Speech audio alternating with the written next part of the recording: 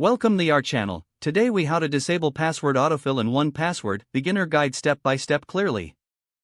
To disable password autofill in 1Password, begin by opening the 1Password application on your device. Locate the settings icon, usually represented by a gear symbol. Click on the settings icon to access the settings menu. In the settings menu, find and select the preferences option. Once in preferences, look for the browsers tab. Click on the browsers tab to see the autofill options. You will see an option labeled Enable Autofill.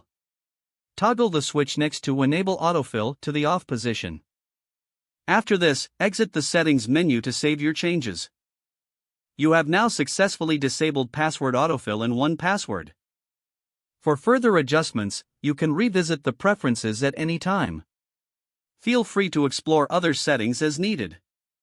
If the page does not load, refresh the browser or try again in a private or incognito window. Make sure you are using the correct email address, then retype it carefully to avoid small typos. If your password is not accepted, use the reset option and create a new strong password you can remember. Check your spam folder for verification or security emails, then complete any requested confirmation steps. Enable two-factor authentication if available to improve account security and reduce unauthorized access risk. After signing in, review your profile details so your contact information and settings are accurate and current. If you see an error message, note it down and try again after restarting your device and internet connection. Log out when you finish, especially on shared devices, to keep your account and payment information secure. If the page does not load, refresh the browser or try again in a private or incognito window. Make sure you are using the correct email address, then retype it carefully to avoid small typos. If your password is not accepted, use the reset option and create a new strong password you can remember.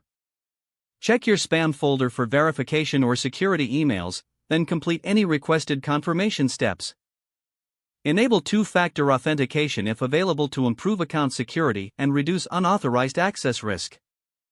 After signing in, review your profile details so your contact information and settings are accurate. If you see an error message, note it down and try again after restarting your device and internet connection.